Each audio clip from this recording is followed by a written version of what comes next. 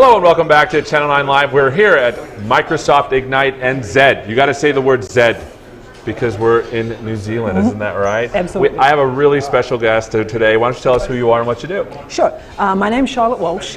I'm the CEO of a business called Dynamic Controls, and we're based down in Christchurch.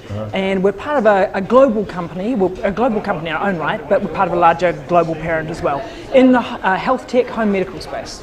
So tell us a little bit about sort of the challenges that people have with sort of home health that you're trying to solve. Yeah, well, we started kind of small and in an area that we understand really well, which is around power wheelchair controllers and scooter controllers. And one of the key problems there is that the people who provide wheelchairs to users around the world have to be able to service them.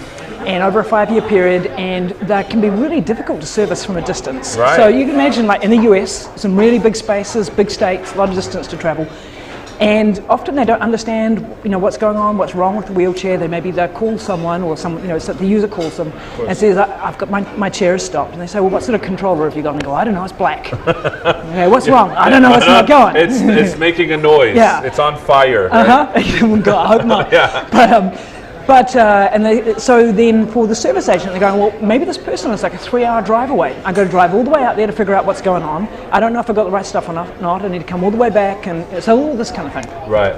So what we try to solve, or what we've started working on around about 3 years ago, was how to take our control systems, which we've been designing and manufacturing for the last 45 years or so. Of course. How to bring the Internet of Things to them, so that then they're smart and we can remote monitor them from any distance, anywhere in the world. And do that live if we need to, and so that information is available to our service agents who need to look after those chairs. Now, one of the cool things with that then is those service agents are then able to tell what's actually wrong with the chair when somebody calls them. They're able to see exactly what's going on, what the faults have been, how things have been, and they're able to then reduce costs so that when they do go out there, they know they're going out there with the right thing, or maybe even just fix it on the phone because they can actually see what's going on.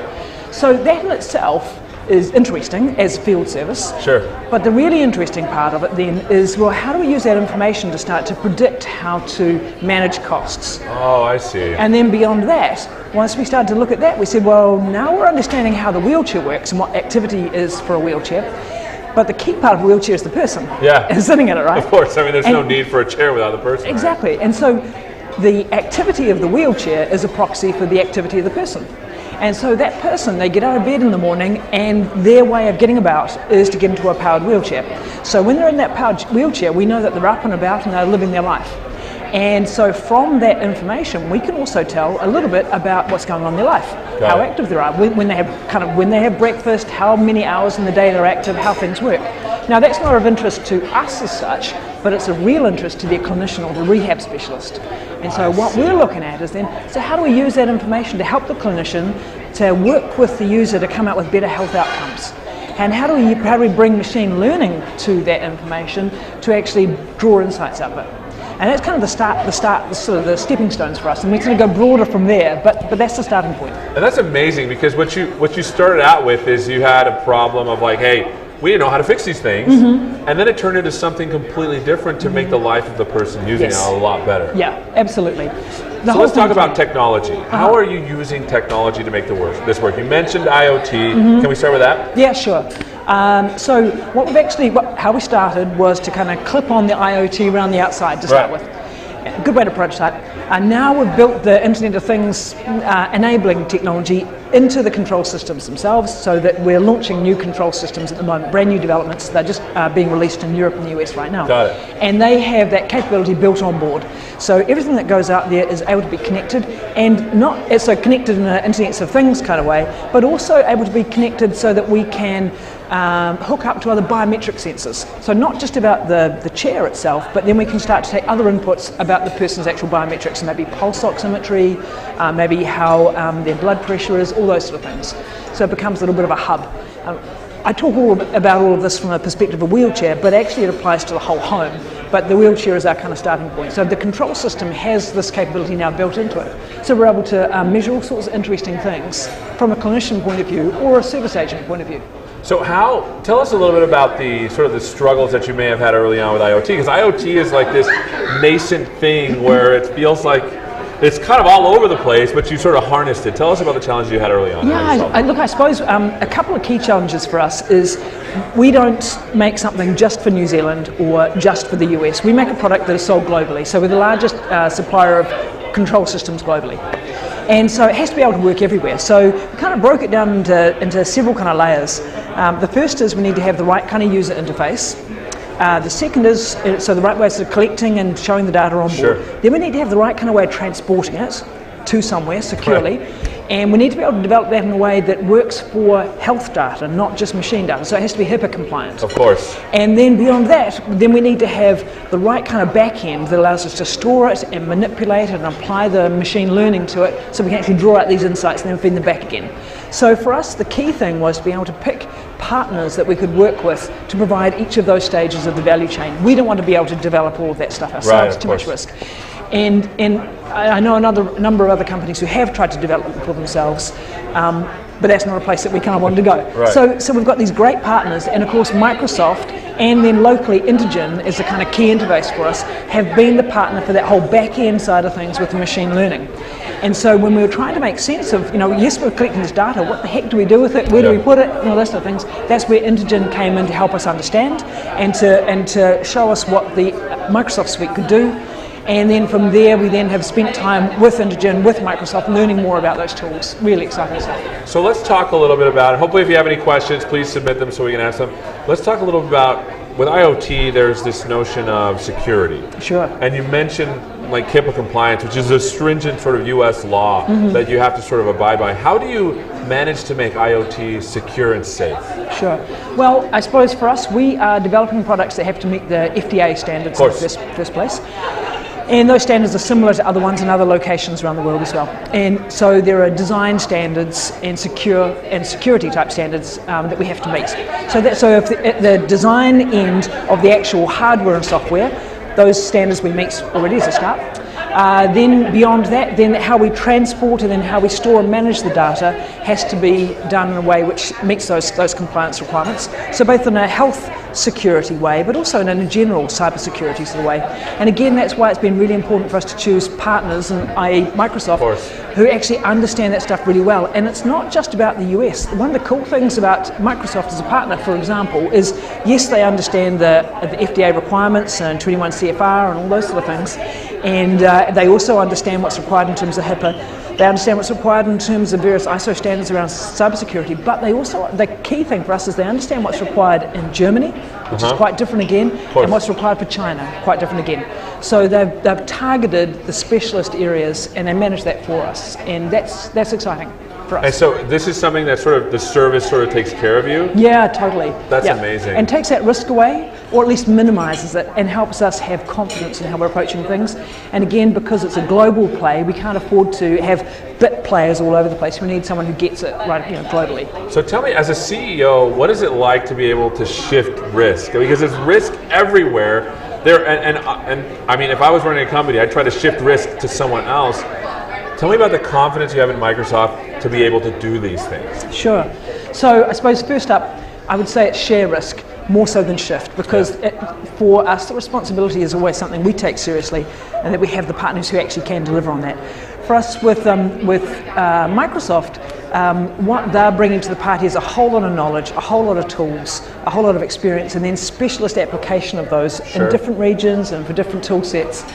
And what it means is that then is, for example, if we want to do third-party audits or we want to engage the FDA with something and work through how we progress something together, we know that Microsoft is able to be part of that conversation if we need them to be. I think I'm going to maybe get the word slightly wrong, but Microsoft is a Microsoft Trust Centre. So they've actually put real thought and energy into creating the kind of environment that helps people like myself and like our legal counsel and our compliance or regulatory affairs people feel confident that these people get it. They actually, they speak our language. So let's talk a little bit about the machine learning aspect of things. What kind of data are you actually getting from these devices, and how are you wanting to use it in order to do prediction or any kind of machine learning? Sure. So the data that we're getting, and this is, I suppose, the interesting thing about machine learning. If we look at the data that we're getting just of itself, then we sort of go, okay, we can see what's happening with the battery, we can see when the power wheelchair is being driven and when certain aspects of it are being used. But actually, the interesting thing is then when we start to look at a whole lot of other parameters that we're collecting beneath that, and we've decided to go big. We said collect everything we can, and then we'll figure out afterwards if it makes sense or not. Right. And that's where we apply the machine learning to then help us make sense of it. And I suppose we've done that because we're not sure right at the moment. We know some things make sense to understand. We're not sure about others and how they might relate in a future play. And where we might also bring in other data sets, like for example terrain or weather or other sets of medical data, for example. So for us, machine learning early steps is first about kind of trending, getting our feet wet, and then figuring out how to go sort of deeper and deeper. And then beyond that, for us, it's about taking it beyond just the power wheelchair and thinking more about someone's whole life and in the home environment with or without a wheelchair. So how do we understand that? But taking everything that we've learnt and apply it as a backbone, if you like, and applying it to no matter what sort of sensor or IoT device we might be using.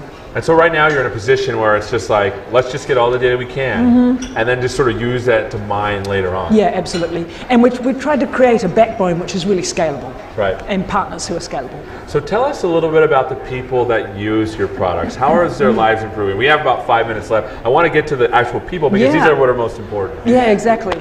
And I suppose the starting point for us actually has always been with the people. Yeah. So how do we make a difference in their lives? And we need to understand their lives to be able to make a difference in it, right? Sure. So we've spent a lot of time and continue to spend a lot of time working with our users around that.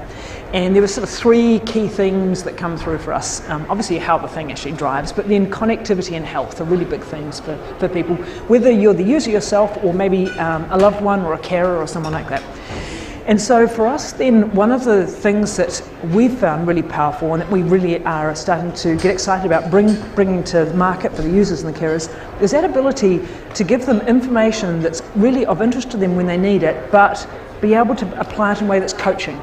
So be able to use machine learning to take data from how they're actually living or driving or experiencing their life in the power wheelchair, for example, to take that data off, apply machine learning to it, and then give them coaching feedback, back through an app. So that's either to the carer or to the user. That side of things is really fascinating. We think adds a whole lot more value than just a dashboard, if you like. Because there might be a situation where the care provider is just not aware of a particular habit that they might be seeing, and they say, oh my goodness, this data is telling me that I need to help them in this way as well. Yes, that's right. So basic stuff like charging wheelchairs sort of things, but also much more interesting things like coaching around how they are pressure relieving while they're in the chair. Sure. Or, for example, hey, we've noticed that you like to go to the supermarket, every Thursday, and we can see it's coming up Thursday again.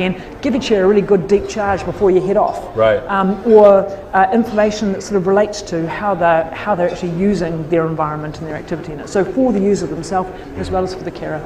And that's amazing, because now we're coming to a place where the devices themselves will start to have a knowledge of who is using them, how they're using them, and they'll be like, you could imagine like a Roomba. Yeah. Imagine a wheelchair that once you set it down knows to go and charge itself. Exactly. Or knows when to do something, or knows that, for example, on Thursdays you like to do your arm workout, so let me lower the chair a little bit. Totally. That's exactly it. You got all those. That's exactly the things. That's amazing. And so, how long have you folks been working on these things? Oh, well, around about 3 years specifically on Internet of Things, and of course much longer for other stuff. So yeah. You mentioned wheelchairs, but what other range of devices are you working with? Sure. So without getting into too many specifics, in the home environment there are a number of medical sort of devices. So there are things like beds, there might be things like oxygen, for example, that someone's using, even someone might transfer into a lazy boy, manual chairs. There are, when someone moves into a home environment, there are a number of things like home care environment. There are a number of key pieces that help them live their life there.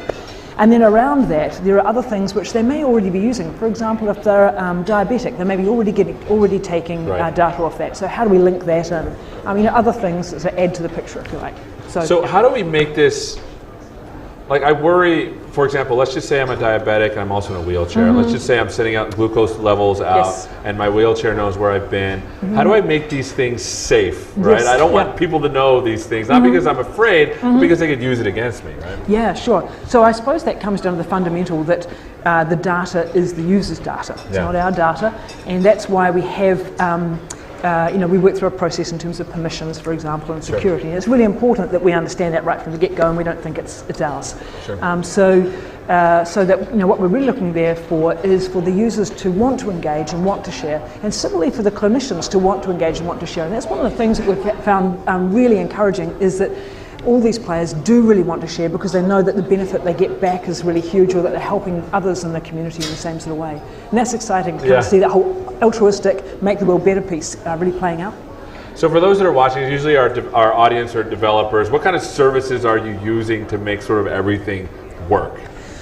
Well, Azure, obviously, for the back end, and then there's a variety of machine learning apps, if you like, or plugins that we're putting into that. And I suppose that's one of the things that I really got out of some recent learnings with the Microsoft and Intergen team, is that when I, as a CEO, create a development team, who are working on developing this, I don't need to get a whole load of developers. I need some, but I need mostly architects and integrators, because Microsoft will have all these pieces that we can plug together in the right sort of way to create something. Rather than having to build it from scratch ourselves, we can actually plug these pieces together. So I love it. Yeah. So that's kind of like Lego for us, which is exciting because we don't have to be experts at everything. We just have to be really great at integrating. So to finish up, where can people find out more about you and what you do? Sure. If they go to dynamiccontrols.com, that's a whole lot of stuff about dynamic controls and what we do. Awesome. Thanks so much for being with us. Thanks so much for watching, and we'll see you around the next